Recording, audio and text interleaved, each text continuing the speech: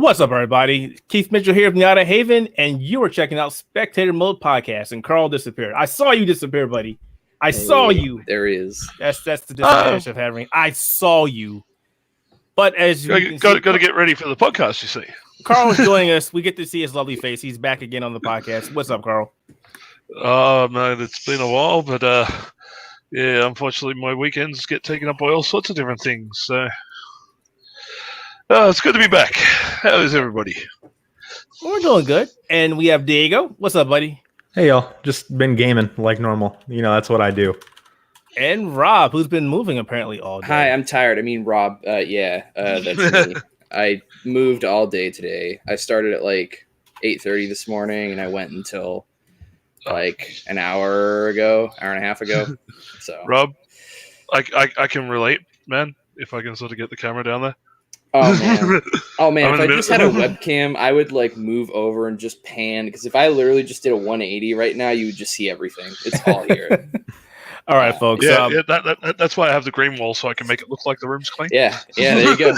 It looks like everybody can see us on YouTube. Looks like Mixer had a little bit of delay, but we're there now. So, gentlemen, well, everybody's watching the show. First and foremost, this is our third video podcast. I still don't know the name of this thing. I keep calling it a video podcast, but I'm being corrected and told it's not a video podcast. So I don't know what the hell to call this anymore, which is fine. That said, thanks for checking it out, and hopefully you have a great time. And if you have any questions, comments in YouTube or Mixer, toss them to us, and we will answer them. And for those who are not used to the show, very first thing we do after introductions is we do what have we been playing this past week. Not counting Star Wars. Do not talk about Star Wars. We have a segment for that counting after that. All right. So who wants to go first? Well, since I've been away for the longest time, I guess I should be the one that goes first. All right. You volunteered. Go for it. I volunteered only because, you know, if you're not playing Star Wars at this point in time, you're playing something like this. You're playing the Pokemons. I can't. Or you're playing Death Stranding, one or the other. Or none of the above. Or none of the above.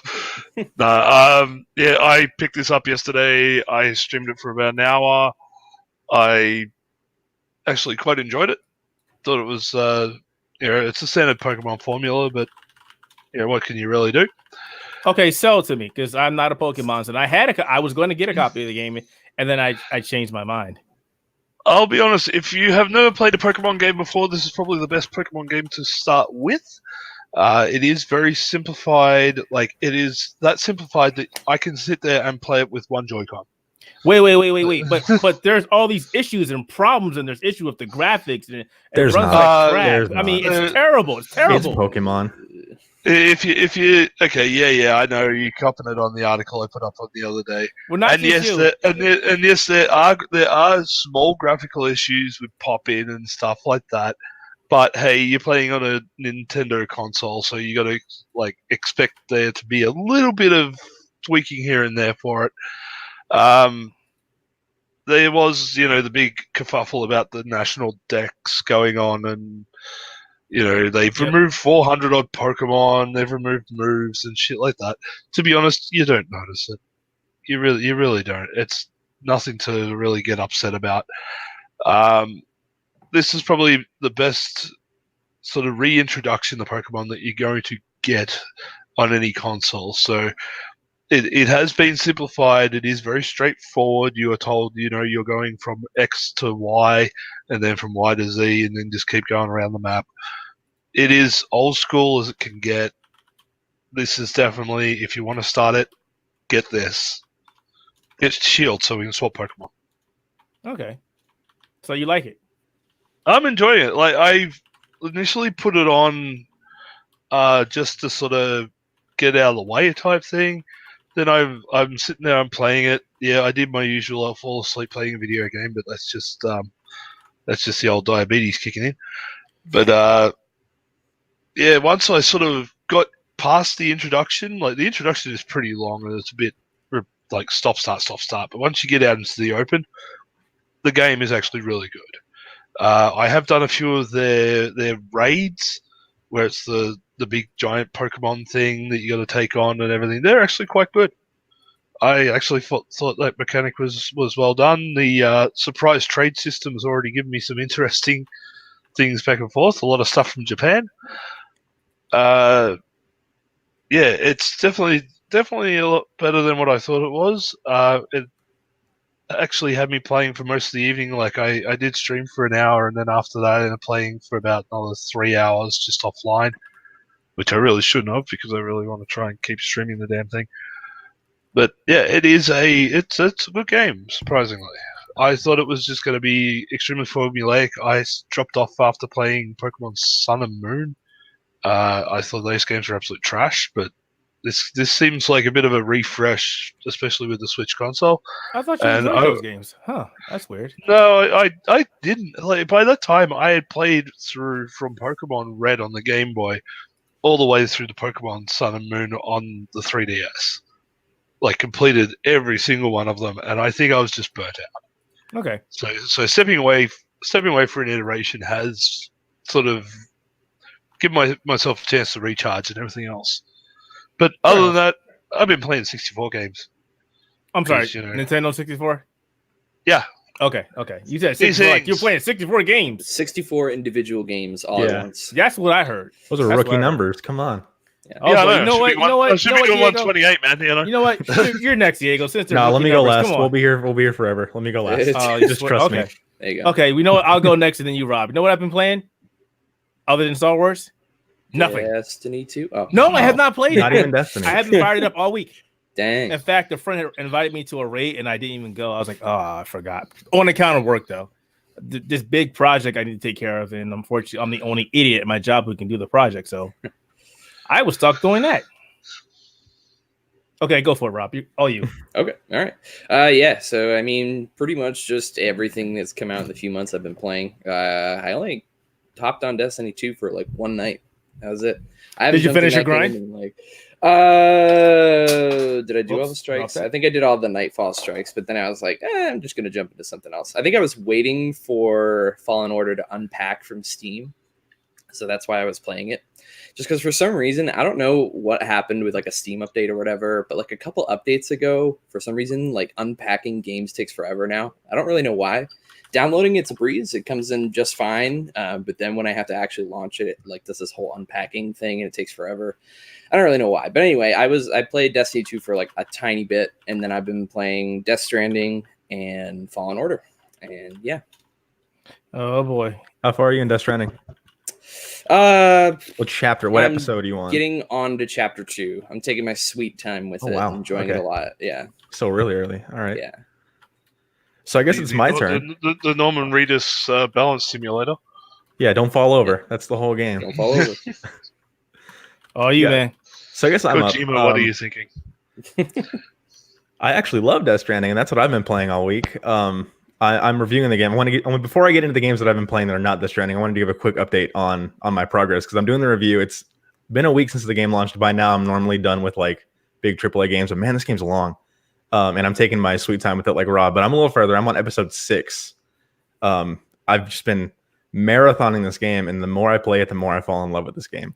The story's starting to get like traditional Kojima wild. It's picking up. The gameplay, like the walking, actually gets kind of challenging. You get some cargo without spoiling anything. That's you got to be real careful with it, or like there's all these stipulations you have to do, like you can't take more than like 25% damage, or like you have to deliver it. There's a really hilarious chain of pizza delivery side quests that I've been really loving. But yeah, I really enjoy that game, and I think if you're on the fence just because you don't really know if you're gonna like the non-traditional kind of gameplay, I think it's like still fun in the traditional sense. You know, it's walking around doesn't sound like it'd be that entertaining, but man, it really kind of is. And I reached the point where like you start getting actual combat and like weapons and firearms, and once that happens, the game, whole new game, like night and day, because you have to start thinking, because like for story reasons, killing like Metal Gear Solid is not encouraged, but like in Death Stranding, you get punished for it like really hard just for killing one person. So you try to like, there are non-lethal versions of weapons and things like that, but like combat opens up so many avenues and like gives you so many more tools to deal with enemies if you even choose to deal with them, because avoiding combat and sneaking around is still a totally viable strategy, just like Metal Gear. But yeah, Death Stranding's fun. I think that my review should be up by this time, by the next episode.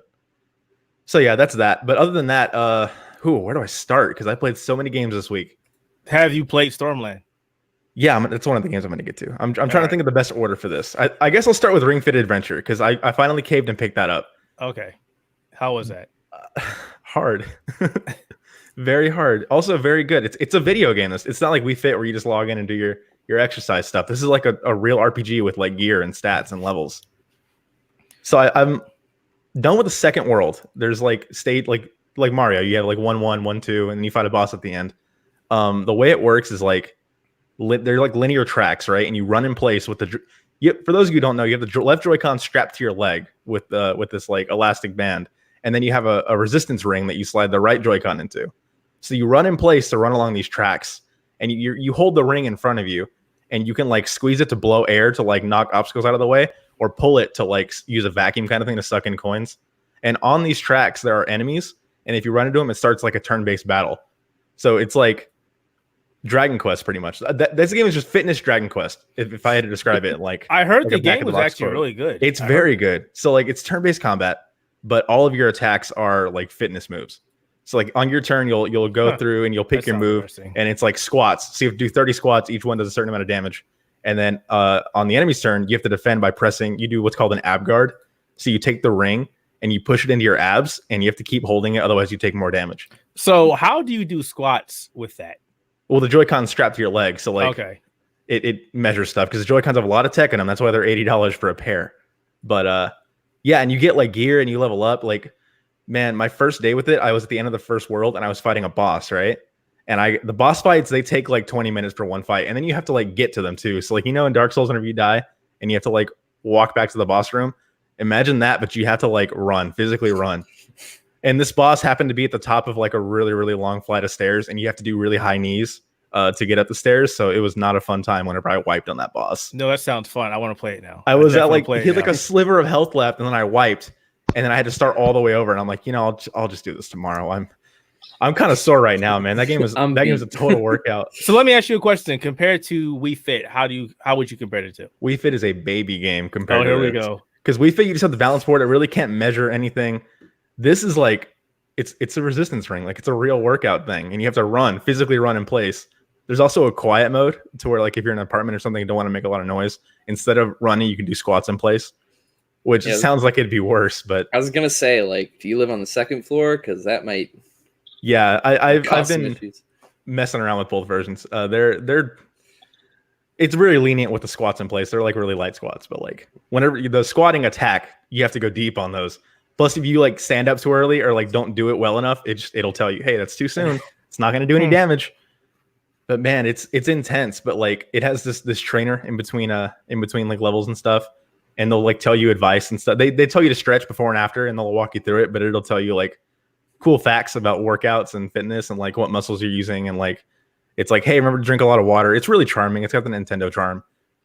It's pretty much as a Nintendo developed RPG, but you just have to work out while you play it. All right, I'm getting that. I wasn't really sold on it, but a lot of people are saying it's a good game, and it sounds like it could be a good family game as well. Yeah, you can have different profiles within it too if you're looking at like. Why are they trying to get us fit? We're nerds. We're not supposed to be fit. You see, but they got me. We're not supposed to be outside in the sunshine and all that shit in a park and nah. This nerd likes to go outside in the sun. Stop it. It's weird because like, it's weird because like it's exercise, right? So it's like, man, this is tough. And like if it was just regular exercising, I would be like giving up earlier and not pushing myself as hard. But because it's essentially just Dragon Quest, I'm addicted. Like I wiped on that boss and I was on my last legs. I was like out of breath. I was like sweating, and I'm like, man, it's a boss fight. I can do this, So wait, so you think this game would be too easy for athletes? No, you can up the difficulty. There's different difficulty levels. I did it for my second day. They're like, hey, you did good yesterday. You want to try a harder difficulty? And I said yes. And you were like, why'd I do that? I didn't lower. I'm not going to lower it, but man, it was noticeably difficult, especially like some of them don't even use the ring. Like there's an attack where you have to like lay down on the floor and then you have to like bring your knees to your chest. And also I should mention every attack, you don't just do it one time. It's like 30 times. It's like the basic amount. The first 20 are like slower, and the last 10, you have to pick up the pace and do them a lot faster. Yeah, it just sounds like you're asking for punishment. Okay. That's what it sounds like. Also on my Switch, I also picked up Pokemon. I got Shield, not Sword. So there's not really that much of a difference, just different Pokemon, and like I think there's a different gym leader in each version, but I've been really enjoying it. I think a lot of the controversy, I don't really care about the national deck stuff. There's still like almost 500 Pokemon in this game, it's still a lot. But like I feel like all the graphical controversy, it doesn't look as good as like Mario Odyssey and like Breath of the Wild, which is really disappointing, but like it's still a decent looking game. The wild area, which is like the open world kind of area with a free camera, doesn't look great, and there's some frame drops every now and then, and there's some really, really bad It's pop a in Switch game. I mean, mean, but Breath of the Wild and Mario Odyssey look gorgeous. Okay, that was developed in-house by Nintendo, and they work magic. Are you telling me that the highest grossing media franchise on the planet cannot get those kind of graphics for their first console outing? Apparently not. They're still a third-party developer, and they're still having to figure out the console as much as everybody else. Only Nintendo knows their insides and outs. And Panic Button. That's true. Panic Button works. Panic Button magic or on the gods Switch. on the Switch. But they did Let's Go last year. I don't know. I just think there could be a little more work done. But like I feel like whenever you're in the towns though, and like in the it has fixed camera views and like on the towns and on the routes, it looks good there. I think the towns, like the music's really good, the lighting's really great, really colorful. You can't go in a lot of the buildings though and stuff like that. Is the soundtrack worth it? Some of the songs are really good. Some of the songs, like the battle themes, are kind of forgettable, I think. But like some of the towns have some bangers. I'm not that far in. I've only got my third badge. But I need to look for the soundtrack now. Thank you. Speaking of sounds, the volume settings, like the turning the music down, like the sound effects down, you have to talk to an NPC to get those. That's not marked, and like it's just some random guy in the corner of the street. The first big town you get into, there's a guy on the upper right hand side that he gets like high tech earbuds or something. Yeah, and that's when you can adjust volume and sound. Yeah, it's when I talk to him, because I just talked to him by chance, that I talk in NPCs and games. He's like, yeah, you can edit your sounds now, and I'm like, was that not in the options? But I thought it was like in my bag. I could like wait. Maybe I'm not understanding this. So when you meet this NPC the first time, you have the ability to do it anytime you want, or you have to go to him every time. No, it unlocks it in the options pretty much. He gives you an item that allows you to unlock it in the options. Why is that even a thing? I don't know. I guess it just wasn't in there from the beginning. Because it's Pokemon, you have to unlock everything. Nintendo. Right. That's so strange. It just I didn't know what it was whenever I first got it, and then people were like, "You have to unlock the music volume," and I'm just like, I've never heard of that. Odd. That is so strange. And that was such an odd thing to do because I was streaming at the time that it was all happening, and I'm like, I'm trying to find a way to turn down the game volume because it was like blaring through the stream I was doing. I had to go and just fiddle with XSplit to get the sound difference going because I couldn't turn it down on the console. I'm like hammering the down button. It's like, no, that's not going to work.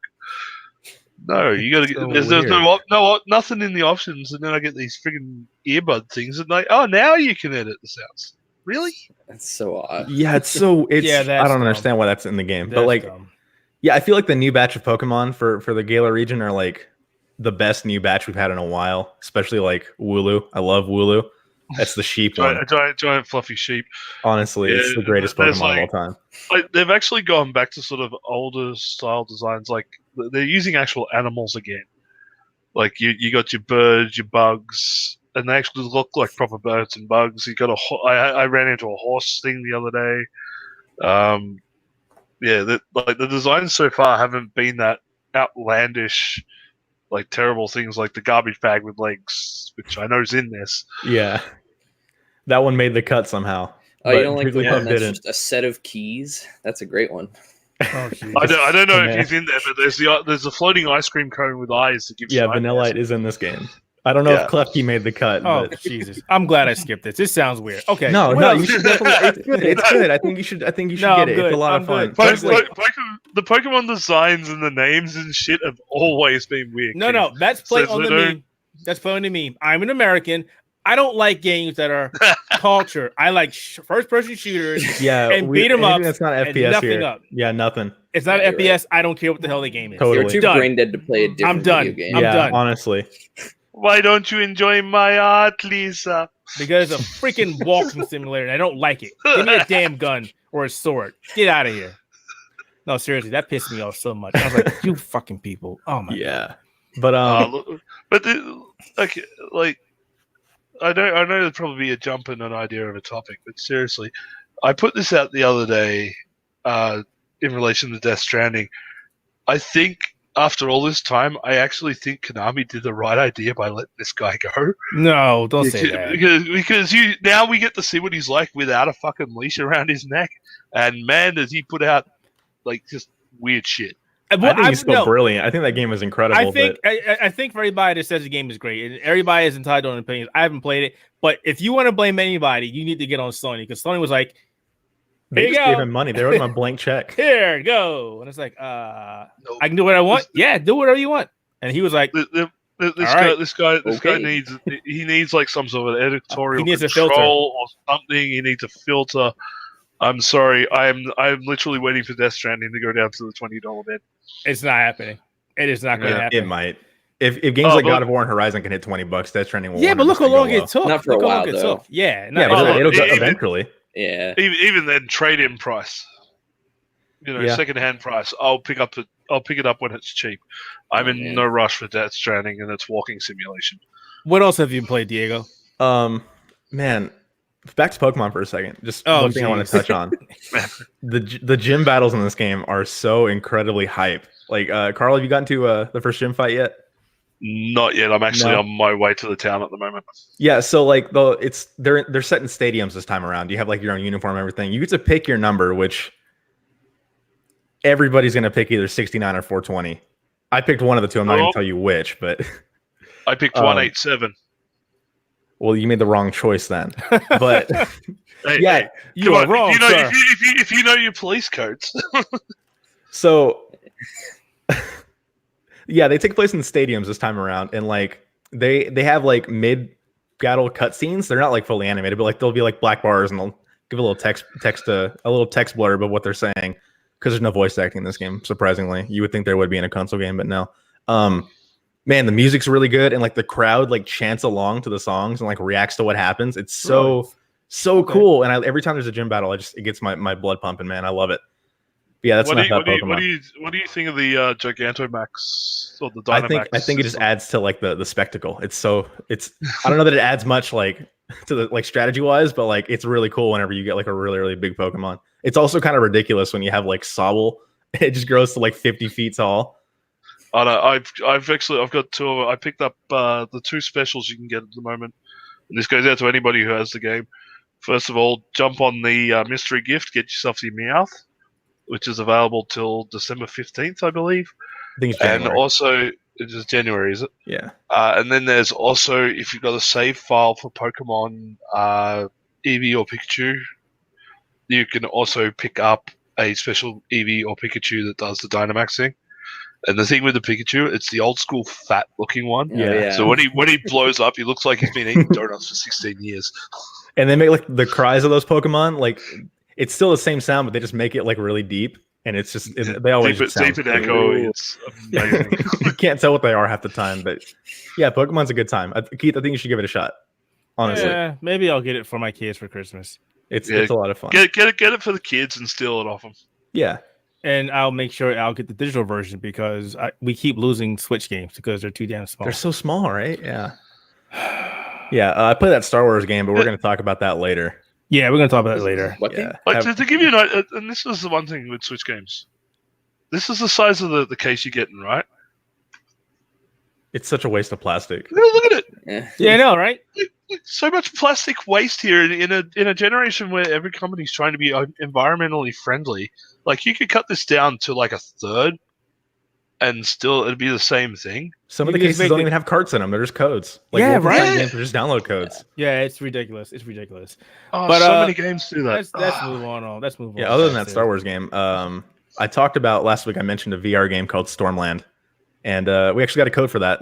Shout out to Oculus. But man, that Star Wars game is so good. Ooh, that's ooh, yeah. But Stormland is if I know when I bring up VR, a lot of people are like, okay, VR, who cares?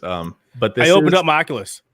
You're gonna need to plug that thing in to play this game because Stormland. I opened it because of Stormland. But okay, yeah, did you play it yet? Or no, did you not pick it up? You got it. No, I haven't. I've been playing Fallen Order. He made the next logical step. Open it up, and now it's going to wait 3 months. Open up and now look at it. Yeah, there you go. Once Medal of Honor drops. But yeah, Insomniac Games You might know them from games like Spider-Man and everything else they make, but Never heard of them. Never heard of them. Yeah, they're a small indie studio. They also make VR games for Oculus. They made a game called Edge of Nowhere that dropped in 2016 before the touch controllers even came out. So you played it with the Xbox One gamepad. It was okay, but this is like, I talked about Asgard's Wrath when that dropped last month. This is like the first set of AAA VR exclusives that have ever existed, like ever. Asgard's Wrath was the open world RPG that did really well. This is like kind of like a Far Cry kind of game. It's an open world like shooter, and I am in love with this game. I started it up yesterday, and I said I was going to play like the first 20-30 minutes just to like get a feel for it. I played like 3 hours. It's so much fun. Did you play it on the Quest or your original? It's not on the Quest. Oh, it's not? Okay. It's an Oculus Rift exclusive. This game, I have to play it on the lowest settings. My computer is showing its age, but my 970. But man, this game's gorgeous even on low. So you play as this robot, all right, named Vesper, and it's, I don't want to spoil too much, but like there's this colony, this base camp that you have, and it's in ruins, and you kind of figure out what happened. And you go and like you had a bunch of robot friends. They're all gone. There's this weird stuff going on with these plants, and there were people, but no one knows where they are. And you have to venture out in this place called the Stormland, and it's a bunch of these islands, right? And there's like clouds. They're all like in the sky, kind of almost. And these islands are really spread out. And these clouds, you can like glide on them. This whole game is based around the movement system. So because you're this robot, if you get on these clouds, you can go really fast, like really fast. So what you do is you control it with your arms. So if you hold your arms out forward, you go fast, and you can pull the trigger to boost. And if you pull them in, you slow down. And you steer by just moving left and right with your arms. And then there are these like bumper things to where if you go near them while you're going like 100 miles per hour, you get a speed boost. But if you hit them, you take damage. So you have to like bob and weave between these things to get to where you want to go. And back to the movement system stuff, these islands, they're all like super, super tall and super vertical. There's a lot of climbing in this game. But it's kind of like Breath of the Wild where you can climb anything. But there's no stamina. There's no stamina limit. It's just whatever you want to do. So you have these like gloves kind of thing. Well, not a glove because you're a robot, but like your hands can attach to things. And when I say climb, I don't mean just like grab and then like go a little higher and grab a bit higher and slowly climb. You can like jump off these things. So like you grab and then you pull down and you release, you get like a huge boost of speed, and you can chain those together. And that once you like get in the air, you can like give gliders on your wrists. So you can like kind of like Batman, the Arkham games, you know how you have to like swoop down and then go up to like get you can like chain dives together, you know, in the Batman games. Yeah, like that. You can do that in this game, and it's super cool. So you chain those, and then you chain like the grabs, and then you chain like gliding on these clouds. And you go really, really fast. And if it's your first VR game, you're probably going to throw up because, man, the sense of speed, because like you're there, it's like it's you, and you do some cool stuff with VR. And I think like Asgard's Wrath was fun and all, but this is like, because you're a robot, you can do like in the first 10 minutes of the game, you rip your own arm off to repair. So, it. Question for you: so, how much of the game is action based or gunplay, and how is the gunplay? Okay, how is the gunplay? Very good. So once you start getting out in the world, it's an open world game, and you find guns, right? You can have 2 weapons on you at one time, like one on each hip, and they're modifiable. So like if you have machine pistols, first weapon you find, you can hold it in one hand and you can dual wield in each of your hands if you want. But if you hold, there's like a grip on it. If you hold it with your second hand, it becomes like a full blown regular SMG, and the accuracy is better and stuff like that, and you can use the sights. But they only have like 100 bullets. And you can't really get any extra ammo. There's no like ammo pickups. So you have to like constantly pick up new weapons off the floor and from enemies and stuff, which I think is really cool. And then you also have like a finger blaster thing that never runs out of ammo. It just recharges. So what do you think about the game so far? Oh, I love it. I love it so much. It's so much fun. Also, the whole game is playable in co-op with a friend, by the way. So Keith, if you get on this, I want to play with you because you can do all this really cool stuff with a friend. And like the story is surprisingly good. Like the more and more I see of it, the more I want to figure out what exactly happened. And man, the upgrade system and everything, like you go to upgrade terminals and you see like, it's not just like a screen, it's like a hologram of like your robot body, but like you touch, if you want an arm upgrade, you have to touch the arm. Then there's like a menu and stuff. And like your map is on like, it's on the back of your left hand. So you have to like look at it and stuff. And your inventory is on your palm, and like you hold your palm out and then you like press little buttons and things. It's so cool. Karl, you've never played VR before? That's pretty cool. I'm looking at Karl like that's what you look like when you're playing the game, but like it feels different because you're in the headset and you don't know that you look like a complete idiot.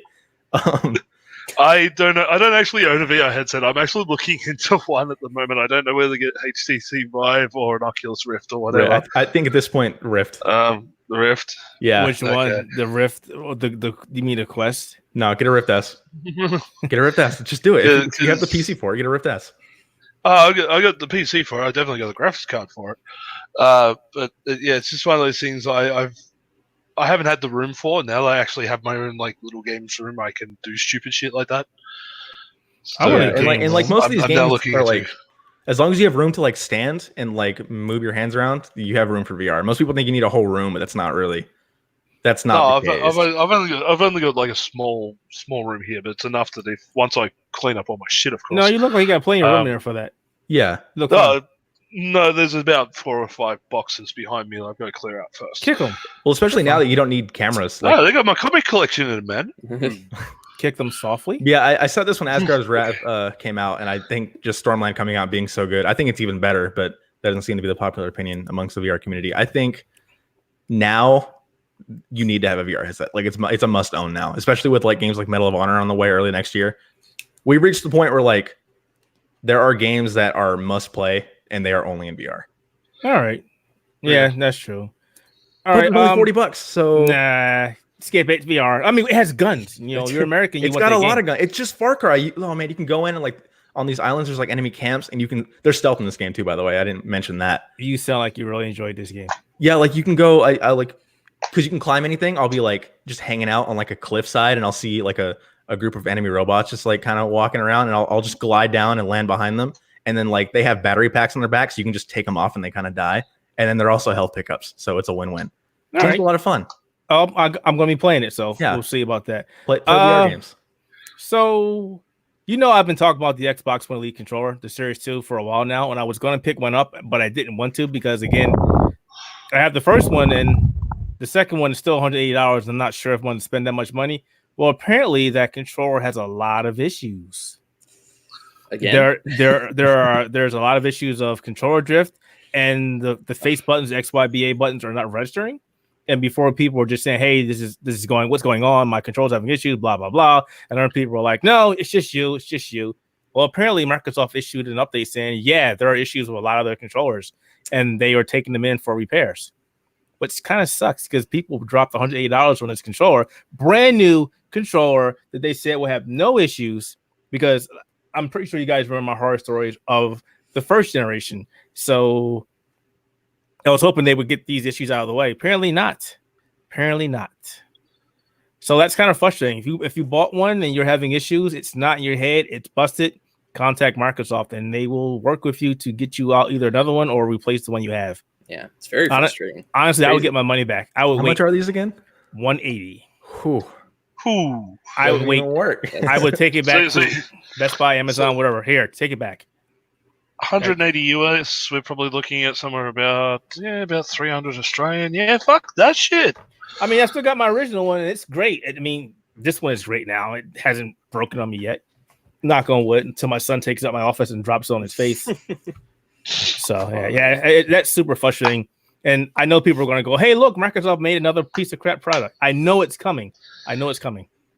So yeah, that's kind of But frustrating. we always know that Microsoft makes piece of crap products. I don't know. I mean, like the regular Xbox One controller that I've had for years works great. It's always been great. Never had an issue with it. You know, I I'm just- always having problems with my Xbox One controllers. Oh wait, no, it's because my kids drop them on hardwood floors Well. and they break. Yeah. Yeah. All right, so I'm going to ask you, gentlemen, which one do you want to talk about first? You want to talk about Star Wars Jedi Fallen Order or X019? Which one? Come on. Let's get XO19 out of the way. Yeah, I was gonna say we could start. We did with a lot that. of game talk. Because I think we're all excited for Star Wars. Let's save it. Let's save it till the end. Some of us are excited for Star Wars. Yeah, some of us have been able to play it. Some of us have had no crashes or anything like that. But I got an interesting story about that too. That experience today about that. So yeah. So go ahead, Diego. Since you covered the majority of X019, you get to talk about it. I mean, I got to pull up all the things I wrote because I totally forgot. Rare is making another game. Can you guys believe that? There's Sea of You're Thieves. busting your camera. You keep going out of focus. So Rare's game. bloody audio focus. we got a trailer for it. I don't really know what it is. It's called Everwild. You just got some people walking around in a forest. I think there's a deer at one point. Yeah, I don't You know guys what the have hell's up the any game. strong Was it made opinions by about? Hideo Kojima? Surprisingly, no. I didn't see his name once during the trailer, but we never know. This could be a Death Stranding sequel. You know, the It's- art style is pretty much like almost every other game now. Like it reminded me a lot of Dauntless. Oh yeah, it's that like 3D cartoony kind of art style. Yeah, and I was like, I don't know if I like this. I just don't know. I would rather see some gameplay. Yeah, I don't know what this is. I feel like they just kind of announced it too early. So like this game's supposedly due out before Scarlet next year. So like we'll see it spring, summer next year. I don't know what this is like at all.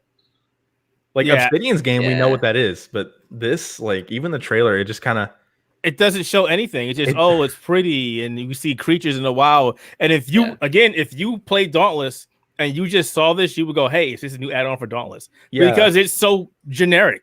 I don't know. Even with Sea of Thieves, like we knew what that was when they announced it. This this is just like a cutscene. I don't really know what this game is. And it's funny too, because like people are saying like, oh, it's like a co-op adventure game, but there's like nothing out there that says that Yeah, it's we don't even co-op. know Like, that. it could easily just be NPCs and you're just one of them. Like Even like the interviews they did, like nothing. They didn't say anything about it. It's not much. Yeah, we know nothing about this game. And like what they showed, if I guess it was supposed to like make us interested and like entice us to want to know more. It I don't looked really kinda care. It looked cool. kind of generic. I don't really care that much about this game, but I guess maybe we'll see more at E3 next year or like an Inside Xbox. I don't know when they have time because Scarlet's almost out. You know, I was surprised that they showed this, and I was expecting them to show us Battletoads, which we still didn't see again. That game's going to come out and be so bad.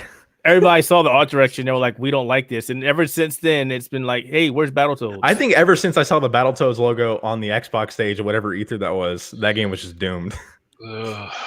This looks like Flash game, man. It is a shame. Like seriously, Yeah, this looks like a Flash game. Yeah, that's but like very good Battletoads, comparison. man. Yeah, it does look like a Flash game. But after Rare's game, we saw Obsidian's new IP. They opened up strong back to back with new IPs. This game's called Grounded. Yeah. All right, it's a survival game from Obsidian. They don't make those. That's weird. Hey, wait a second. We got another follow here on Mixer. So thank you for that follow there. Is that Viewee Wall 77302? Thank you for that follow. I'm sorry, Diego. Go ahead. Yeah, no, it's cool followers. I like when people follow the show. Yeah. But Obsidian's making a survival game. How do we feel about that? That's weird, right? It's a departure from the games they normally make, which I don't know. They don't make games like that. I'm not sure how I feel about that. Like they made the Outer Worlds just now, and then they had like Pillars of Eternity 1 and 2, Fallout New Vegas. Like this is such a departure. I think it Very looks much cool though. not in their wheelhouse at all. Yeah, it did it's look not. cool, but I was just like, Yeah, like you have all these really like characters that are like shrunken down, and they're like moving between the blades of grass, fighting like ants and spiders. It looks super cool. There was a little bit of gameplay in that trailer. You saw like people building kind of like Fortnite kind of things, you know, putting walls up like that. But yeah, I don't know. I don't know how I feel about this. We have a date for it though. Well, not a date, but a window. When? Early 2020 on Xbox Game Preview. It's an early access game. Well, we'll have to wait. Obsidian's making an early access survival game. That's so weird to me. Everybody seems so excited for it, but it just rubs me the wrong way. I don't know. Because it's Obsidian, and they're like, we want their stuff, and everybody's so happy that it's a Microsoft-owned studio now. Is this only going to be for Microsoft as well, or eventually other games like Xbox One and PC? All right, so this is their first game under like Xbox Game Studios. Okay, all right. Well, it's just weird that it's that. You think they would have? I'm more interested in Wasteland 3, to be honest. Yeah, but they closed the show with that. And we'll get to that in a minute because I'm excited for it too. They showed a roguelike twin stick shooter called West of Dead, starring Ron Perlman as the main character there. That's out now. You can play that. It's in beta. Oh, it is? I haven't checked it out yet, but the beta's running for like another week and a half, I think. I need to check it out then. But like Ron Perlman? I'm interested. Yeah, he plays the main character. It's a roguelike thing, but you use cover kind of like an Enter the Gungeon where you can like kick over tables and stuff. It looks cool. I haven't played it yet though, which is weird because it's out. I probably should have played that like right after the show. I did not even know it was out because as the show was happening, I was at a doctor's office with my kiddos. Oh, it sounds Super like fun. Yeah, sure didn't. Yeah, sure wasn't. The trailer looks really cool. It's got a really cool art style. I don't know when the full game's out. They didn't even mention anything about that, but you can play it now in beta for like the next week. So that's cool. It reminds me of Mad World. It kind of does, right? Because it's like if Mad World was in color. You know? I mean, there's not much color going on here either, but yeah. It's colorful. Speaking of Mad World, that needs to come back. That game needs to come back. Who was it that developed that? Platinum. Was that really Platinum? Wait, no. Wow. Who did Mad World? Yeah, Platinum. Oh wow, Microsoft was before I buy was platinum like- games and Can you imagine if bring they them bought over. platinum? People are already pissed. They're like, everybody's like, don't buy platinum, buy them, just buy them. What if Nintendo bought platinum though? Then it'd be the end of all things. Astral 'Cause- Chain's pretty good, man. End of all. Yeah, but we never get another Nier or We'd get another Bayonetta. yeah, only for Nintendo. No thanks. It's fine. Bayonetta 2 was fun. On That Wii was U. totally Sega's fault. Sega, you should have just. I wonder if kept they're going. gonna make a third one. No, Bayonetta. I'm Fucking kidding. I'm ass. kidding. God damn it. I was They like, wait, literally what? said nothing about it for like years. Like at this point, like a year, I think they just said nothing. At this Where point, is I think Metroid Prime 4 is coming out before that game, and Metroid Prime 4 started over. Yeah. So, They started from the top. Yeah, you know what? It'll be worth it the time Bayonetta 3 comes out. They haven't failed us yet, so I have no worries about them taking as long as they're taking. Take all you want. I don't speaking of action game developers, Ninja Theory, their game is definitely weird. Bleeding Edge, that team based 4v4 brawler hack and slash. What would you call that? care. I played it. I wasn't too. Wait, you played it? Yeah, the beta. There was a beta. Yeah, you had to get invited to it. Oh, that makes sense because there's a beta for it next year, closed beta. Was Yeah. it like an invite only, like closed thing? Technical, yeah. Oh yeah, there was. Yeah, but March 24th is the date. Next year. Wasn't too There's thrilled. I don't know how I feel about this game. I think it's gonna be bad. I don't want to say that though, because it's Ninja Theory and they made Hellblade. And I like that game. Like I said, I wasn't too thrilled about it, but I'm not allowed to talk about it, so Oh, is it under NDA? yeah. That's probably why I didn't know that anybody played it. But yeah, just like Obsidian's making a survival game, that's weird for them. This is weird for Ninja Theory, I think, because they went off of Hellblade, which is like really serious, single player, really short, narrative driven thing, and now they're here. And this, I don't know how I feel about this. Every trailer I see just screams 6 out of 10 to me. I don't know. But that's not a bad score. You gotta remember, before Ninja Theory did that, they did a bunch of other games. So For a first party Xbox One exclusive, that's probably going to be their big hit next year. 6 we're out of 10 is a Americans and we like monstrosity of a action score. games. You forget we don't have brains. Okay. Yeah, no. We like to Well, mash it's not an button, hit FPS, good. so it's not. Yeah, mash button, hit good. Yeah. Yeah, this is what this is. This is There's the exactly title what this is. for the show right there. Mash button, hit good. Yeah, that's the title. I'm gonna write that down. Oh, this write is on that Game down. Pass though, so that's cool. I guess I'll play it through that. But Yeah. yeah, so if you pre-order, there's a beta starting on Valentine's Day, and then there's a second beta leading up to release on the 13th of March. I don't know if it's going to run all the way up until like the full release on the 24th, but it'll be one of those betas where it's like the weekend before the game comes out, so it's really just a demo. They've shown this game. It got a big blowout at E3, Mm-hmm. and now it's getting another big blowout. Now there's a bunch of trailers and interviews going around. There's like dates. People have played it. I don't know. I don't think it's going to be good, and it sucks because Ninja Theory is a talented studio. Wish I could say more. I just say it did not knock my socks off. I'll leave it at that. I think it'll score higher than Battletoads, but that's not saying much. Wait, which Battletoads? Old The school new or the one. new one? Oh well. Well, yeah. You know, they could knock our socks off and totally take Battletoads back and redo it. Like, you know what? We heard the reception. You guys didn't like it. We're redoing the entire game. Wouldn't be the first time somebody's done that. You know what? That game's going to come out and get a 5 out of 10. It'll be a 56 on Metacritic. No, it'll get it 9s because it's Battletoads. But it's not a first-person shooter, Keith. What did we do for predictions for Death Stranding Metacritic? I don't think we did Forgot any. about that. We didn't. Didn't We we? We did Fallen Order. Didn't you write those down? Or Oh yeah, we They're in did the for vibe. Fallen Order. That's right. Yeah, which just we'll Fallen get Order. to that when we talk about Star Wars. Yeah. It But- didn't make it. I forgot. About I like predicting Metacritic scores. It's one of my favorite pastimes. You know. It did make it to what we thought it was going to be. I'm sad. It was almost there, and then it fell back. All right. So, go ahead. After Bleeding Edge, we got a lot of Game Pass news. They said they were going to talk about a lot of games that were never on Xbox before, and they wanted a lot of Japanese games, and we got them because Oh my Yakuza's God. coming to Xbox. Zero, Kiwami, and Kiwami 2 will all be hitting Game Pass early next year. Yep. That's huge. That is amazing news. Those games are so good. all the Surprisingly, Japanese loving. 6 is not included in that list, even though like that game came out before Kiwami 2. It's and not it in the uses- collection either, though. So, is it? No. Is that No. in the collection? No. Yeah, that's why. Well, because there's the remaster collection's coming out next year with 3, 4, and 5, and then Right. 6 has already been out. And is 6 even on PC yet? I always No. forget. No. No, No. wasn't the collection?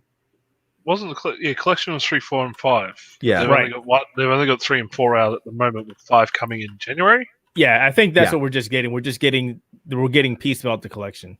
We'll probably see the other ones later. No, I think the whole series will hit Xbox eventually. Do we think 7 is going to hit Xbox day one? No. Do we think we'll hit it within the first year? No. Ever? Depends on how well Yakuza sells. They're going to sell so Xbox. well. They're going to sell so many Game Pass subs. It can't be Game Pass. It has to be actual sales. It has to be physical box sales is what they're going to count. Game Pass is awesome, but it's only benefiting Microsoft. Well, they'll Microsoft probably will take pay into them. Dude, account these games are going to do playtime, so too. well on X. That's how they pay out Game Pass devs, is playtime. These games are going to sell so well on Xbox. I hope so. I really hope so because so we need good. more of them on here.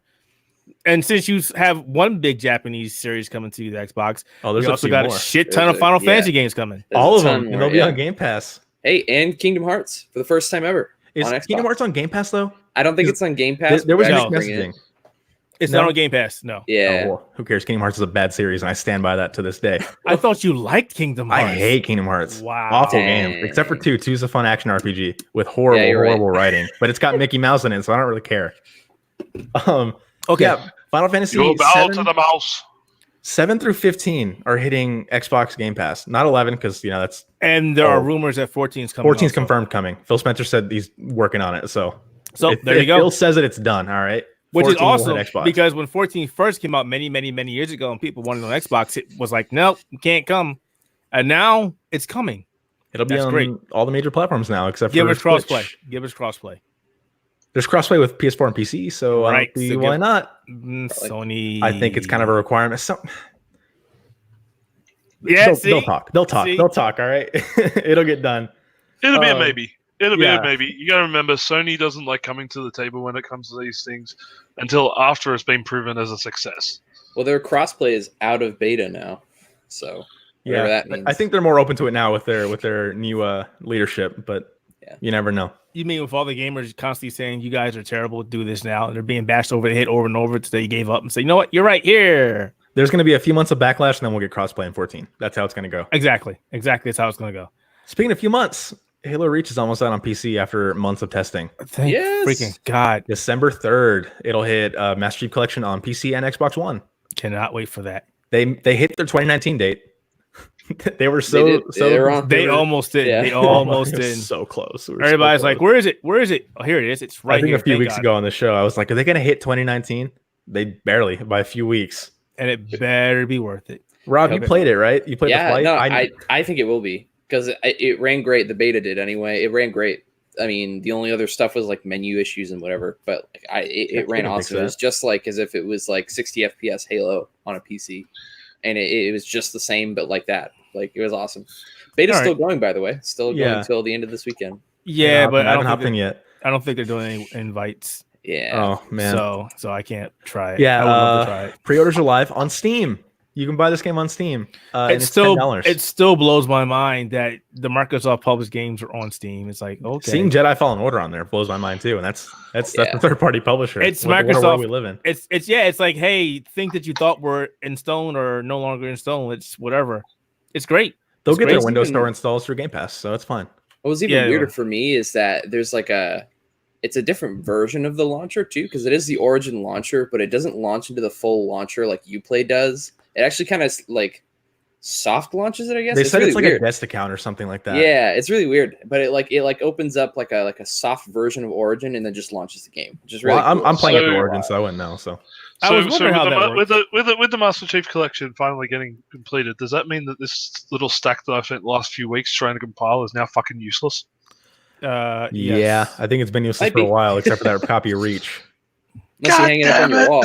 Yeah, you're done. Sorry. Yeah, but it's $10 on Steam, and if you want to pre-order the entire collection, it's $40. Which not a you bad should price. do. I think for all that Halo. I think I paid less than. But like see, 20 for you this. can't shove those discs into your PC though. Shove them in So- your Xbox One, backwards compatible, Yeah, there you go. Yeah. upscaled and everything. But the Master Chief Collection's on Game Pass, so Put 'em on if you don't, eBay, if you you don't get have Game Pass in $10 for 'em. 2019, what are you doing? You know? Don't worry, I got Game Pass. Yeah, there you go. Or Speaking if of you still Game have your Pass, But 360, I'm still a bit of an old school collector. Speaking I of like Game getting Pass, yeah, that Speaking of also Game makes a Pass. great Christmas present. Buy it for your friends and your family. And be for sure to check yourself. out the Outer Haven gift guide when that goes up whenever. You know, Oh God, remind me of that. I gotta finish that because nobody's sending in their submissions. I sent in mine. I said, Okay. fine. A lot of people have yeah, not. sent mine. So Keith's going to buy us all the ultimate Game Pass thing for the next 12 months. Yeah. Ooh. I'll buy Ooh. everybody. I'll buy everybody get Game Pass for 2 months. Huh. There you go. And we'll get to play That's all these $2 new each. games. Yeah, that's I We'll wish get it to was play- just $1. all these new games, including Rage 2, Remnant from the Ashes, The Talos Principle, Age of Wonders Planetfall, and Age of Empires 2 Definitive Edition available now. Only some of those games are good. And you got bigger games like Halo, The Witcher Rage 2 3, is not one of them. Darksiders hitting in the they said holiday, but you got the full Gears series, yeah, 1 through 5. So Gears and of War then- 1 through 5. That's early next year you have the first 3 Yakuza games, pretty much every Final Fantasy after 7, and then Ori and the Will of the Wisps. A lot of Game Pass news. Oh, that's not all. Tell them the rest of the great news. Wait, what are all the bundled stuff? No, xCloud. Oh yeah, if every game that thing that I can't fucking get. Yeah, look at Keith over here with an invite code. Okay, Yo, I was playing that. It's so good. All those games, like wow. So is it look at every this. game on there? Yes. So yeah, for those who don't know, every game on Xbox Game Pass is streamable through xCloud, which is ridiculous. There's like 50 games in there right now. because you don't have to pay for xCloud, right? Whenever it's like out, it's if you own the game, you can just stream it. Yep. If you own the game, you can stream it. So if you buy Game Pass for like what is it like $1 for 3 months, You get have all access to those games. Yep.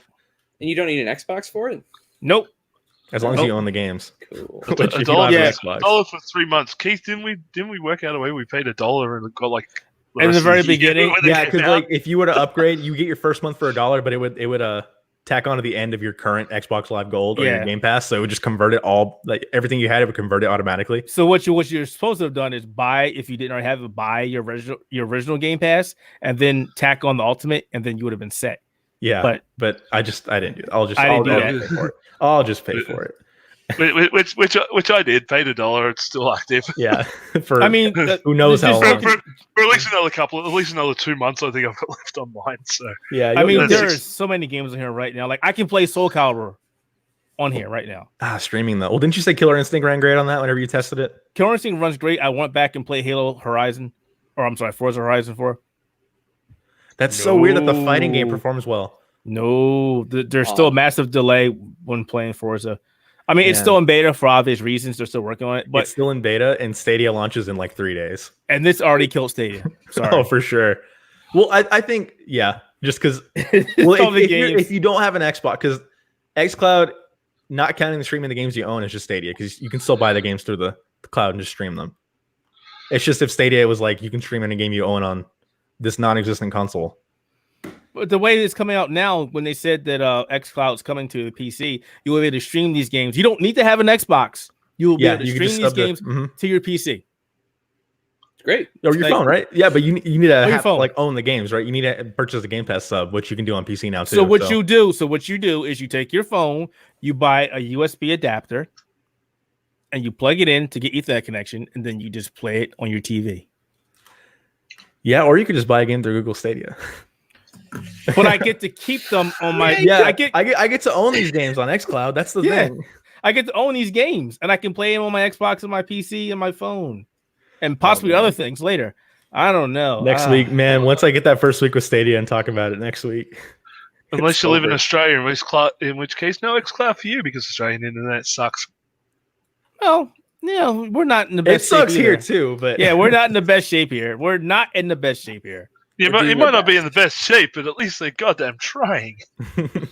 Here, it's like, no, we're not even going to bother trying to give you the service. Like, I'm still waiting for PlayStation Now. When was that thing instituted? Oh, you don't know what? 10 years ago. Insane. Wait, somebody in chat says we look suspicious. How do we look suspicious? Who's- What do you mean? We're not suspicious. We're just I get that a lot. well, he's suspicious, not me. I haven't done anything in a couple of years. I haven't done anything wrong today. See, today, damn Australians. Yeah, Oh, that's I will openly admit I tried to find if I could patch my my Switch to the not so good OS. Well, why you do that? Why I did, but let's not talk about that on the show where it's recorded. All right, let's move on. Let's move on. Let's one talk more- about last- Oh, we'll do the I last was talking thing from about Star Wars. X19. Okay, go ahead. This is the game you brought up. We got to talk about Wasteland 3 Yeah. because it looks good and it'll be on PlayStation 4 because they've been developing it. It's like the Outer Worlds. It's that situation. It's in development. It was in development while Microsoft bought it in Exile. Right, so. right. So This game looks good. Have you guys played Wasteland 2 and Wasteland I 1? played Wasteland once upon a time ago. I haven't played anything. I've only since played the then. second one and I really like it. And this one's going to have co-op. and Divinity Original Sin 2 was a blast with friends, and I can't wait for this because it's going to be a lot easier to convince my friends to play the RPG with guns than the RPG with lizard people. So I think it's also coming on all the platforms because when this was first pitched, it was crowdfunded. yeah. And Well, I it's like guess- the Outer Worlds. Microsoft Yeah. bought them while it was still in development, so like they committed to it coming to PS4. It has to be on PS4. Right. Their next game though, Wasteland 4, Straight at this rate, they're going to make like a visual novel or something because Microsoft is buying studios and having them make other genres for some reason. But whatever they make next will only be on Xbox One and PC. Yep. So that'll be interesting when it eventually comes out May next year. I think it is May 19th. So yeah, So we got Bleeding Edge in March and this in May. Good first 6 months for Xbox. Also Grounded as well. That's early next year. And then Rare's weird deer game. I don't know, man. Whenever that's out. But that's XO19. Can we talk about Star Wars now? we're gonna That talk about game's the good and the bad. The good first. The good first. So who hasn't played Star Wars here? Raise your hand. You have a box, you liar. He just hasn't put it in yet. Just because I have it in a box doesn't mean I haven't actually started the fucker up yet. Have you played it or not? No, God. I have not played it yet because I've been playing this. This That's is your what took problem. up my evening. That's This your took up problem. my That's a evening. testament to the quality of that game. I'm just saying, Pokemon Sword and Shield. That's a good game. All right. I So was planning to play it last night, but instead I ended up playing Pokemon and watching Teenage Okay, Mutant Ninja well, Turtles movies the 2 other- and 3 back to back. everybody else here hasn't played it. So Game's Well, good. fine. the game is amazing. It's Game's a great good. game. It's before, a fun game. Before we start, just one word nitpick. Does anybody else think Cal's running animation is just the worst thing? There's a lot of animations that are just The jump too, it just doesn't look natural. And I said this before too, but everybody Yeah, was no, like, I "Oh was no, thinking it'll be about this fine. Don't too. worry about it." I was like, But yeah, Rob brought this up. He was right. it looks Yeah, just animation a is little kinda off. right. It's A so lot of weird. it just looks a little off, and it's like all together, it's like His backdash animation is weird too. yeah. Everything's just weird with him. It's like he gets pushed back. He's like, oh, what? it's like the blend. Like whenever you wall run and then jump off, it doesn't look right. He also and, like, does the Matrix run thing where he does like straight up like Yeah. karate chops like going, which is like, you How don't you get the need to do speed. that. Let's be real. Slides to the air like that. Yeah, but Yeah. it's Star Wars. Is anything actually meant to look like proper? It I mean, does. it's a good point. I mean, a lot of people are other saying like, than "Oh, him- this is like the grounded Star Wars story," and I don't agree. But like, It's a good game. It's a good game. I like the story. I do like the story. I like the NPCs. Well, Deborah Wilson's character looks bad. They need It's to not fix just her. me, right? That looks so weird. She has big eyes and her Really big facial eyes. features are gone. And it's like, wait, they did her fantastic in Wolfenstein. She Yeah, was just like that. amazing. She in was in Wolfenstein. Wolfenstein, right? I knew I wasn't Yeah, crazy. yeah. It was Grace. Yeah, I because I was like, she looks so familiar. What was she in? I could have sworn it was Wolfenstein. I guess it is. I'm right. Yep. But in here, she looks so bad. They need Yeah. to fix her. Please fix her model. Oh my god.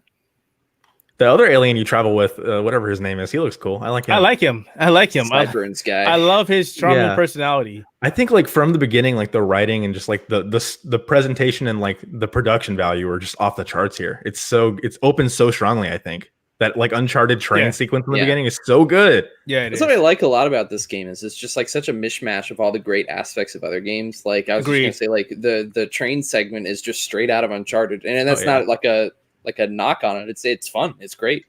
I enjoyed it a lot. And the climbing sequences and the post sequences remind me a lot of Tomb Raider. Hmm Yeah, it's really good. I just did a puzzle with like force push and pushing balls around. It was literally just an entire Zelda dungeon. Like this game is just video games, the game. Yeah. It just takes everything Greatest good about hits. every series. Yeah. But All I right, feel it's like a it Star kinda Wars game. doesn't have an identity of its own because of that almost. Now, Yeah. the combat. We got to talk about the combat. Oh, it's so good. I don't think. Okay, going into this, everybody was saying it was more like Sekiro. I don't think it's exactly like Sekiro's combat. They have do a you think? posture meter. It's Sekiro. It pulls a lot of the same mechanics and stuff. I mean, it's not necessarily like 1-to-1, but You know what very messed me similar. up? You can't that? parry out of a block like you can in Yeah, Sekiro. And that's that why I was messed me getting up for like destroyed 2 really early on. hours. Because I was like, "What? Am I doing this wrong? Can I not like mash after a block?" Nope, you you just cannot. can't. Nope, you can't. You can't. Yeah. Yeah. And the timing on the parries depends on the difficulty. I tried it on the. Yeah, What what is are you it? playing on? I'm playing on Jedi Master right now. Yeah, Before that, is that the hardest Yeah. one or the one No, below the hardest? one below the hardest. Yeah, one. that's what I'm on. Same. Yeah. Once I get through the game, I'll go back and do it in the hardest one, assuming I don't run the Problems. I think it's so cool how the difficulty is not just like how much damage the enemies deal, but like it shows you when you pick them. Like There's a lot of higher solid difficulties, changes lower between them. lower yeah. parry windows, things like that. Like meaningful changes. It's really cool. It also tells you that too. Like it makes you Yeah. fully aware. Yeah, like, it does. If you change the difficulty right now, here's what changes, and it, like There's it like gives you a meters and stuff. idea. Yep. It's very smart. Also, can I just say, illuminating dark places with your lightsaber is It's so so good. cool. Really cool. Yeah. When I first did that, I was like, "See, this is what you should have did in Dark Souls." It's just so cool. Also, I know that tune. I get this game wants me to explore, and that's cool, and I like doing it, and because I love Metroidvania games, and I like finding every possible path. But man, every chest in this game just has a different lightsaber color in it, and that gets really old really fast. Yeah, or like a poncho color. Somebody said that earlier too on Twitter. They said the same exact thing. It's like new lightsaber crystal, new lightsaber hilt, new lightsaber metal. It's like new ship color, new poncho. Your poncho's in orange now. It's like, can I have something that's not? I heard there's a pink poncho, and I want it. I want it to. Now that you bring that I up, want I totally want poncho. I totally want that. I need to have that poncho. I will. You find guys it. sound like the Simpsons meme. She's got a new hat. Well, Do you know how long I spent in the clothing store in Pokemon Shield? Longer than I should have. Okay. see, Yeah, that sounds like okay. a problem. I'll give Okay. you that. Okay. Oh, see. Okay, I'll give See? you that. It just reminds me of the picture of like if you go into the trainer's room, it's just this is an assortment of caps, and it's just a wall of hats. These personalities' hats. Yeah. It's oh man. But yeah, and song geez, give myself in the game. I also like the environments, the planets you go to. There are a lot of what's the word I'm looking for? Each planet has a different theme going on for it, and they're so good. They're pretty. Yeah, they are very They pretty. look really good. I know I've sat there and taken a lot of screenshots. Like, wow, Looks this so good looks on PC. Really good. It So does. good. Looks really good. Yeah. We're all on PC, right? Yeah, Karl got an Xbox. He hasn't played it yet. Yeah. 30 FPS. Ooh, it does look great at 60 FPS though. Yeah. I'm not Oh, gonna it lie. looks so good. Runs My like a game dream. crashes less than yours. I know what my game hasn't crashed. Mine hasn't crashed. I don't know what game y'all are playing, but my game has been nothing but just smooth. No Mine- crashes, no stutters, no glitches, nothing. I don't no. know what happened. Mine crashed once, but like it crashed a few times, but it was at one specific spot. So I was like, okay, I'll just verify the game cache. Did that, and it fixed it. I wasn't going to talk about the all I had bugs to do. yet. I was going to wait till all the positives go away. Then I'll talk about the bugs. Well, No, let's talk about him, Keith. Because Keith, you ran into some issues playing Jedi Fallen Order, didn't you? I've ran into I've ran into an issue. All right, I ran into an issue 3 hours into my game that pretty much screwed me so bad that I could not go anywhere. I couldn't interact with the sequence. I couldn't leave the room. I couldn't restart my save. I was completely and utterly screwed. I had to start a brand new game. And you know what the bad part about that is? I'm not the only one. There are many people on Reddit, on Twitter, on YouTube, and on EA's help forum saying, hey, I've encountered the same exact bug that I've encountered or something different. I've seen guys constantly falling through the world. There's a guy on the train segment constantly falling through. The ship never comes. They keep falling through the floor. I've had people say that some of the spears in one of the temples don't show up. A lot of stuff. Yeah, I've heard about like the game pausing to load every now and then on certain planets too. I've heard about a lot of bugs, but I have not experienced any of them. So I guess I'm just lucky. Yeah, but that's the thing. So funny thing. So I was talking. So somebody was asking about the game earlier today, and they didn't want to play because they said it heard it runs like crap on the consoles. So then he was told to play it on PC. PC is perfect, has no problems. So I was like, no, the PC has a lot of freaking problems. I think it's buggy across all platforms though. And then it is. Apparently, all the issues are not isolated. It's all the platforms. So the guy was like, well, I played through the game and I had no problems. I beat the game. I'm like, that's nice, but there are people who are having issues. And he's a writer for a big game site, and he was being a complete ass, honestly. And it's like, dude, here is my footage of the game glitching out on me. I'm not making this up. The fact that somebody else picked up my issue and made a story out of it and then pushed it to EA, and other people on YouTube and Twitter and Reddit are coming to me asking me, hey, to Respawn get back to you because I'm having the same problem. Should show you that there's a problem. Not being. I still think like most people who play this game, like the general public goes and buys the new Star Wars game on the GameStop shelves. Like most people are just going to be fine with this game, but like, man, there's a disproportionate amount of bugs with this one. Like bugs are to be expected in this day and age. Go read Karl's article on theouterhaven.net if you want to hear more about that. But like, it seems more so than normal with this game. You know, like usually it's like a small percentage that have bugs, but now it seems like like a good number of people. Yeah. And I've the been problem trying to is rationalize why that could have happened too, because that's the problem. It's not isolated. It's just one person. I played it fine, no problem. Other people, I can't even get past the first world. I can't do this. I can't load the game. My game keep crashing on me. I fall through the floor constantly. I have glitch enemies. I get to a sequence and I can't go any further. Everybody is having. It could be worse. This could be running on Frostbite. Because if it runs this bad on Unreal, can you imagine this game on the Frostbite engine? Oh man. I mean, and even that's like they're like you're saying you're having no problems. I've encountered stuttering issues. I've been going back and forth trying to figure out what's going on. There are people on other forums saying, "Yeah, I can't play the game because it keeps pausing or my frame rate keeps dropping." And we're talking about people with super high end machines, and they're like, "This is having a problem." And I'm like, I don't know what to tell you. And that's the thing too, because I'm just running. Go spend thousands of dollars of upgrading your machine, Keith. That's what you got to do. Then maybe you can run Red Dead. But Get it run Crisis. I was running it on a 1070, and I just have like an i7 something, whatever. I forgot what it was, but that like other than that game breaking bug, which I ended up fixing just by verifying game cache. Other than that, like I did see stutter like as you load in different parts of the level. But other than that, like it runs pretty well. Other than that, those are the only issues I had. Yeah, but like in all the like impressions I've been listening to and reading, like I've been seeing more reports of bugs than I would with like a regular AAA game. So I don't know. Maybe it's because like last week we talked about how like this is Respawn. Like usually they make shooters. It's like their first foray into like another kind of genre, you know. So maybe it's just like they're talented developers, but of course like your first foray into anything is gonna always come with a little bit of rough patches. So maybe it's just that inexperience making a third-person cinematic action game like this. I don't know. I'm not a developer. I can't tell you. I mean, they have everything down. They have the gameplay. They have the story. The game is great other than these bugs, but there's just too many bugs. Just make it run better. Just flip the switch in the code, you know? Just turn on good graphics. Now, they said they talked to another outlet, and they said they are working on a patch for performance. But as far as the bugs are concerned, I haven't heard one peep. They haven't said anything to me on Twitter. I've seen some people on Reddit from EA asking people what problems they're having, but who knows what's bad with that?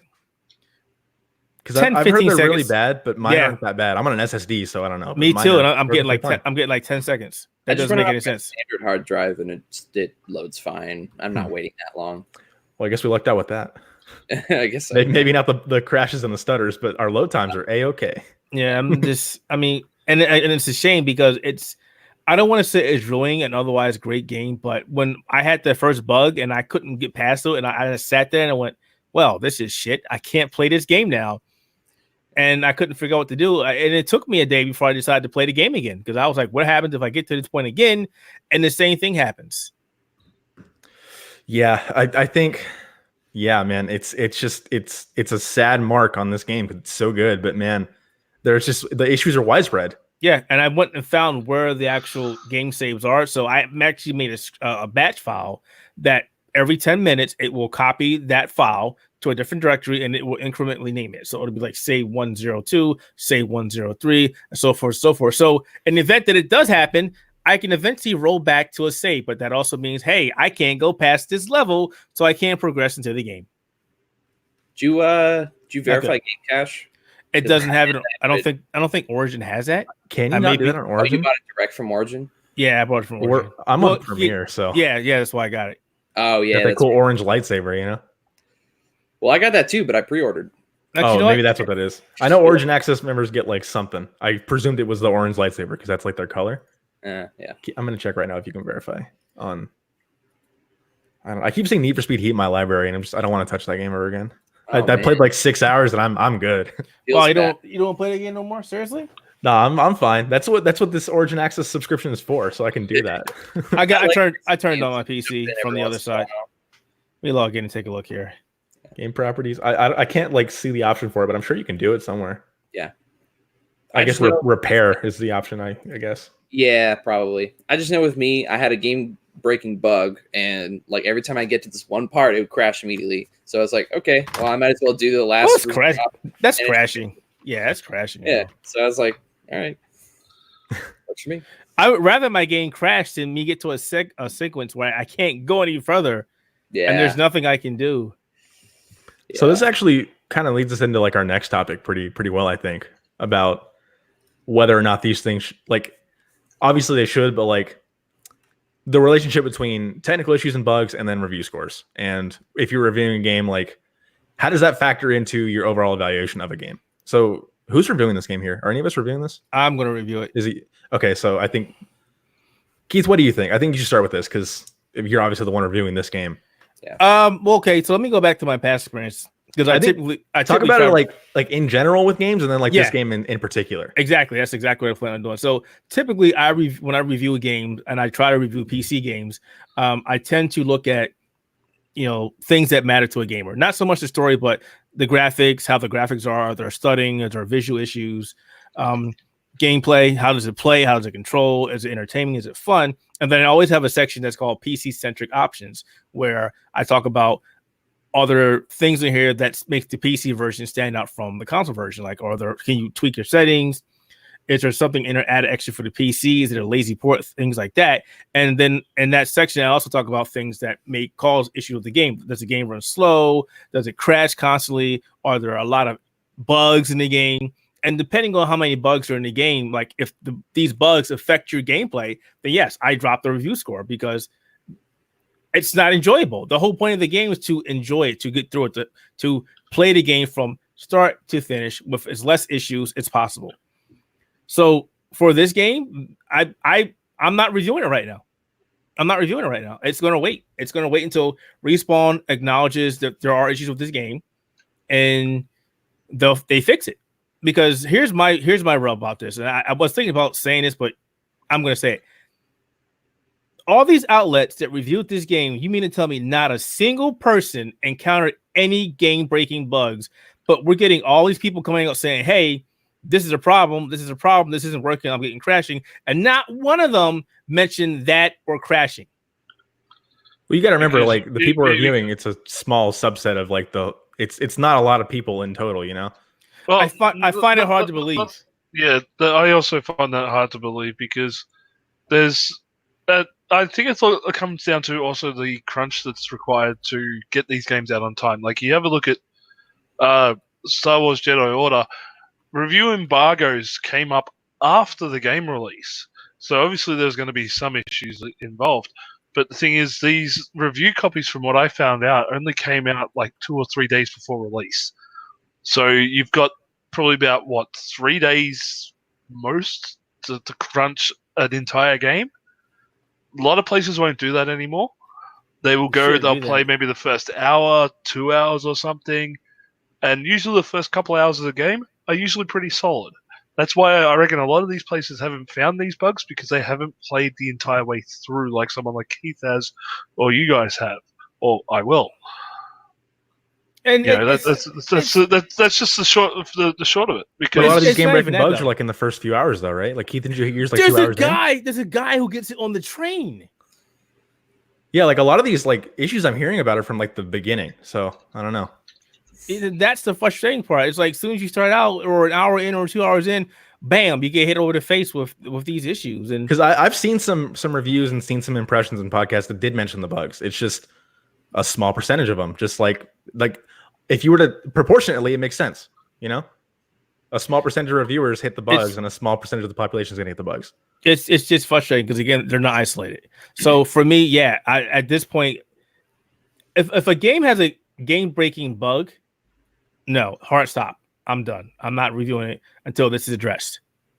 And if it's not addressed, then guess what? It's not getting reviewed. And if we had got a copy from EA and they would have said, hey, where's your review? I would have said, hey, fix the game first. This is not getting reviewed.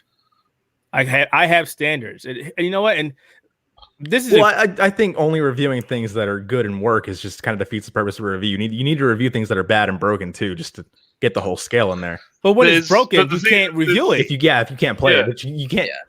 I think as long as you factor in the game breaking bug into the score, once it works and you start playing it, then that's still fair. Like you can't just move past it, Well, that's the thing. If they fix it, then you can no longer say, hey, this bug is in the game because it's addressed. But it's still worth pointing out that you hit it. Yeah, I mean, there's been a couple reviews where I've had issues, and I waited on their review and I said, hey, I had a review written, I was ready to go, and then I ran into an issue, and I contacted the developer, and they're like, oh, we got a patch coming out. and I'll go, all right, the review will sit until the patch comes out, and then in a review I say, hey, there was an issue, but this has been patched out.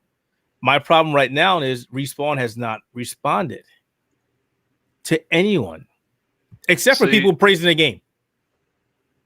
Game's also only been out for like a day, so I also have a history, especially on the Outer Haven, where I won't actually review something until it's in a stable playable state.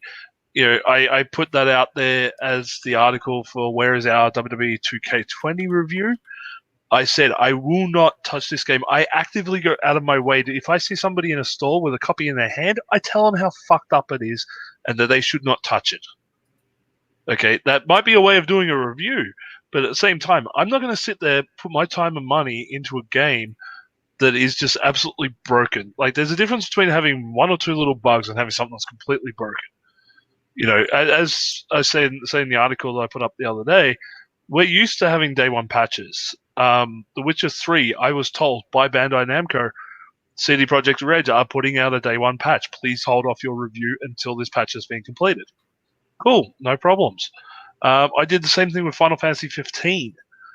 They sent it out to me, and then they put out, we're going to be putting out a major game-fixing patch about a week after it's out. Hold off your reviews. No problems.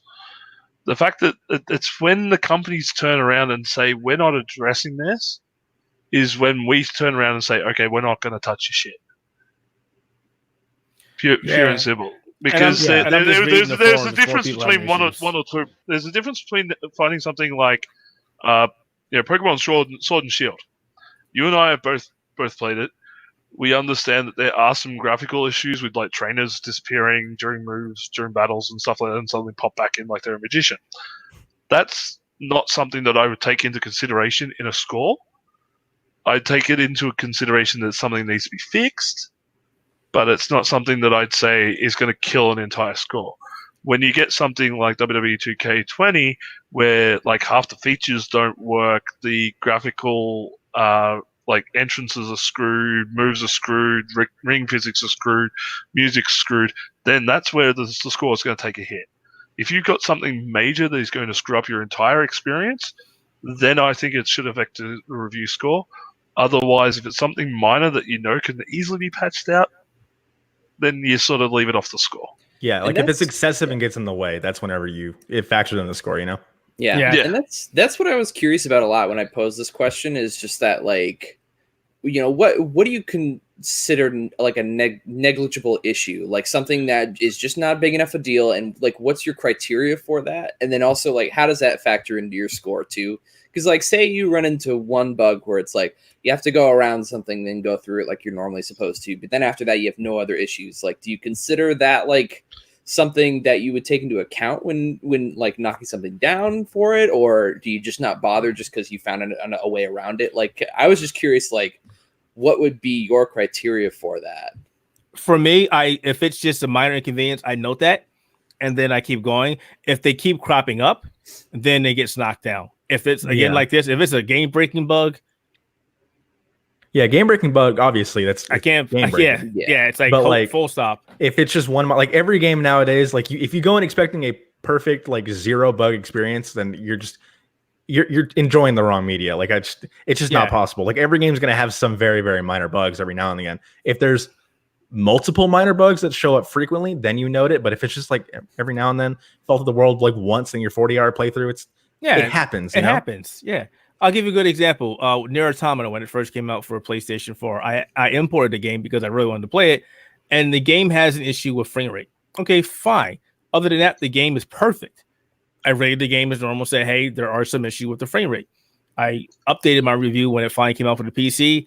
Same issue. But hey, it's a great game. It's one of the best games out there. It just has an issue with frame rate. Okay, it drops from 60 to 40 at times, but it's totally playable. And same thing for Star Wars. It's totally playable if it drops. If your game drops from 60 frames per second to 40 frames per second in certain sequences, it's fine. Yeah. If it stutters during a transition, it's fine. If an enemy knocks you off the clip because you couldn't hit it, okay, that happens sometimes. But if you're hitting the same issue over and over and over, or there's a box that you simply cannot get to and you've done everything, or there's an item that you need and it's completely gone. What was that game that came out not so long ago where if you did something, the items in the boxes would become open and you couldn't do anything? They had to patch it before you could actually play the game. I'm trying to remember what game that was.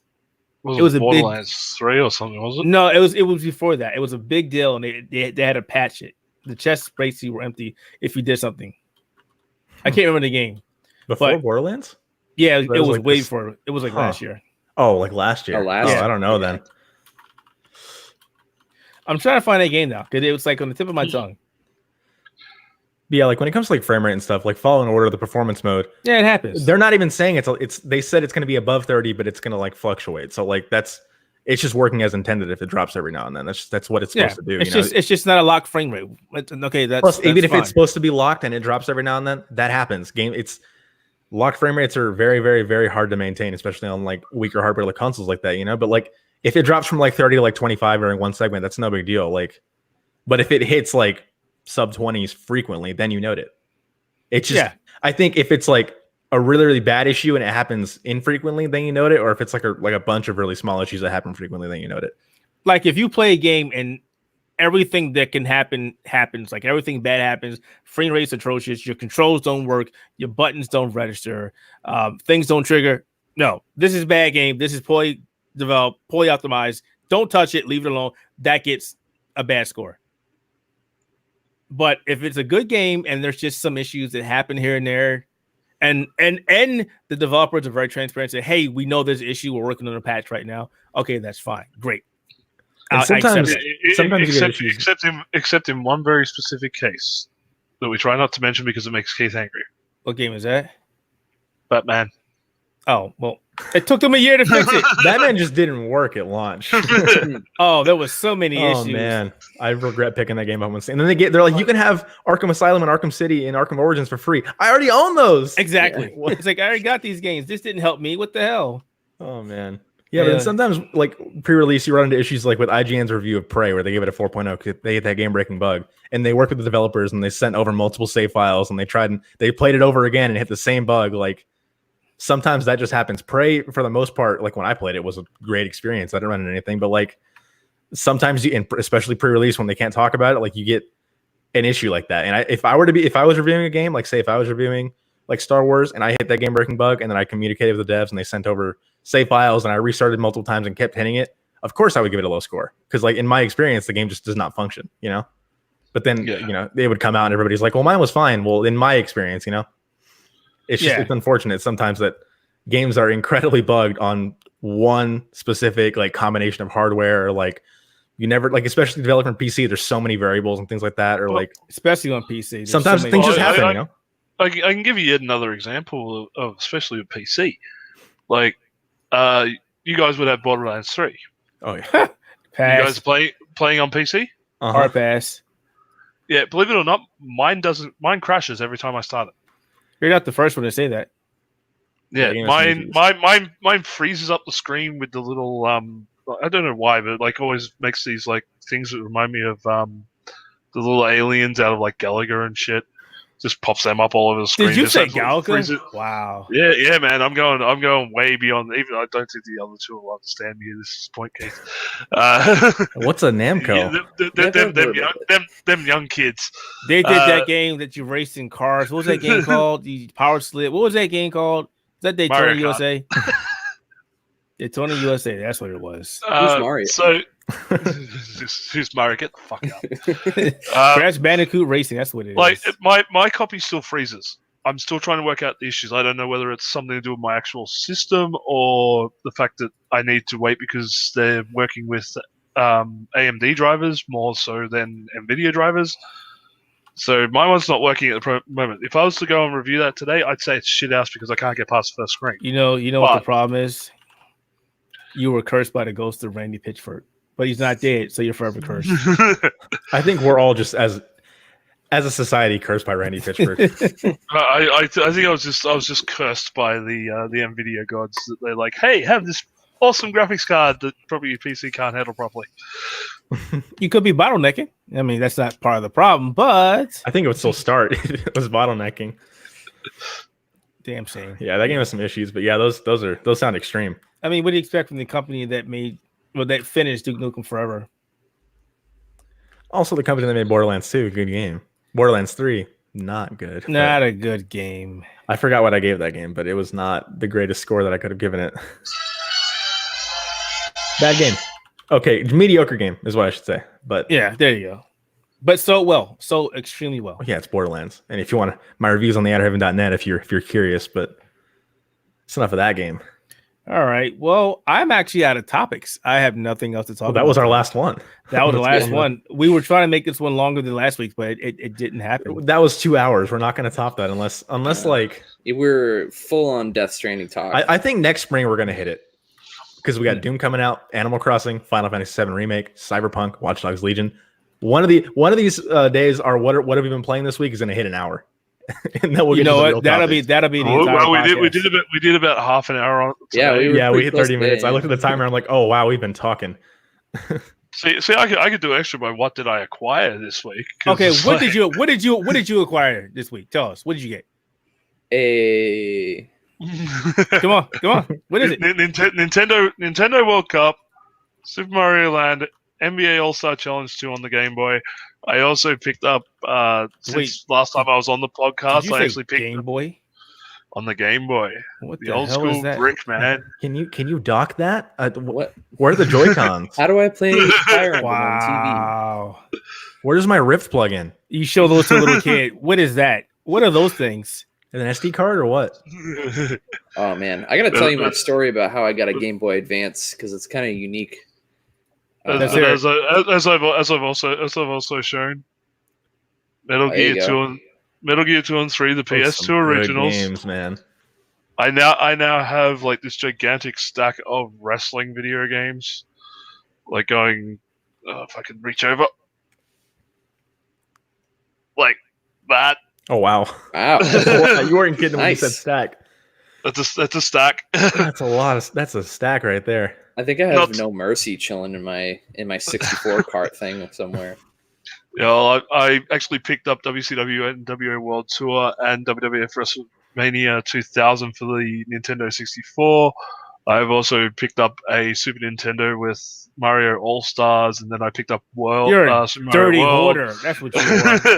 I have become a dirty retro collector over the last couple of months. So you're gonna put shelves in the back of your room, put all that stuff on there? Or what are you gonna do? Rob, I want to hear your Game Boy Advance story. Really? Oh yeah, you're right. Right. Do I really need to explain this? Yeah, all of this. Yes. If it works, I do want to hear Rob's story though. Yeah. Go ahead, Rob. Yeah, let's go Rob's story. So I got my first Game Boy Advance. I actually had a Game Boy prior to that. I just bought that normally. But the way I got my first Game Boy Advance was kind of absurd and hard to believe. Oh jeez, Karl. And so around the time where Go-Gurt was super on everybody's minds. This is a weird segue. But anyway, Go-Gurt was on every kid's minds. It was super popular. They just came out with a few new flavors or whatever. Everybody loved it. And it was oh, this is great. I love Go-Gurt. I love going to school and learning things and playing outside and eating my Go-Gurt. And so I had a lot of Go-Gurt when I was younger, and it was great. It was a summer between, I don't remember exactly. I think it was kindergarten and first grade for me, maybe. And there was a summer contest that they had where if you bought a certain carton of Go-Gurt, you could win the whatever the first like Mario game was that came out on the Advance, and you get a Game Boy Advance, like, and I was like, oh cool, I would never win this. Like I remember just like seeing it on the thing. I was like, I'm gonna get that one day, and then lo and behold, like we like looked at like the back and like opened it up, had like the little code and it said, congratulations, you got it, yada yada yada, you actually won it. And I was like, oh my god, like what? You won a Go-Gurt competition? Yeah, I won a nationwide Go-Gurt legendary competition. And it was like me and my brother were stoked because it was like, this is insane. We're never gonna win anything ever again. Like not a single contest, even if it was like the smaller thing, like you barely win it. I'm never gonna win again. I'm never gonna have good luck. But I got a Game Boy Advance out of it, and it was awesome. And it came in like I don't know, like a week later in the shipping or whatever, and it was just like, sweet. I got the Game Boy Go-Gurt Advance, and it was beautiful. It didn't have any like specially marked. No, it was literally just like the little see-through purple one that you get. That was it. Yeah. But if it had like some sort of special Go-Gurt logo or something on that, it'd probably be worth a small fortune right now. Yeah. Yeah, that would be awesome, but nope. I've never won anything. I feel so sad now. Thank you, Rob. I'm never gonna win anything ever again. So but you already did though. What? So you've tasted the luck.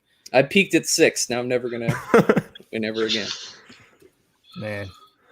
All right, folks. I guess we are finished for this week's episode of Spectator Mode Podcast. And as always, you can find this podcast on YouTube or Mixer and audioboom.com, Spotify.com, iTunes. Rate us on iTunes, please. It'll help us out a lot.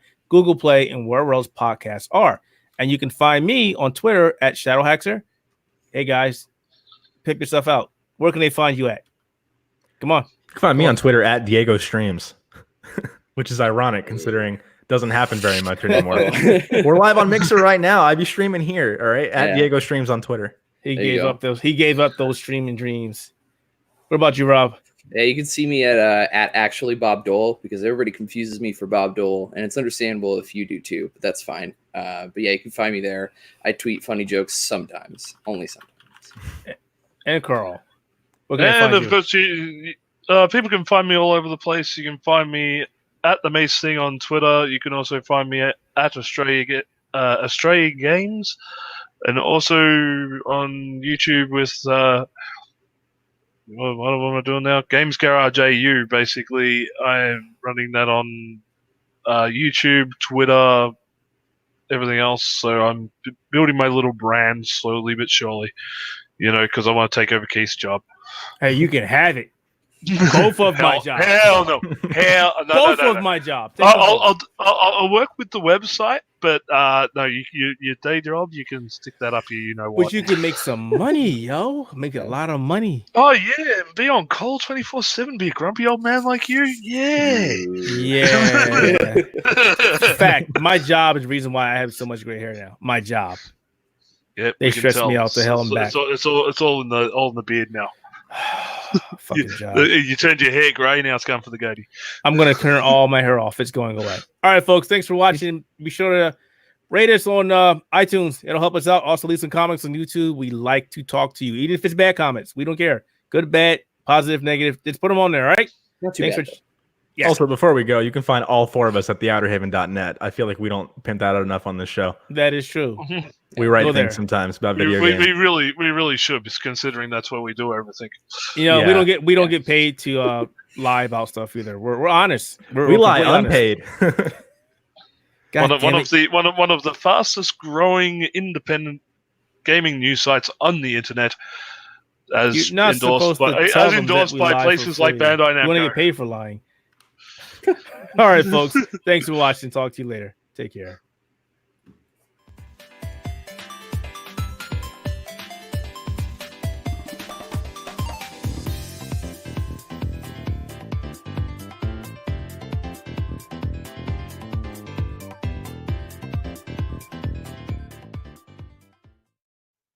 And it's over.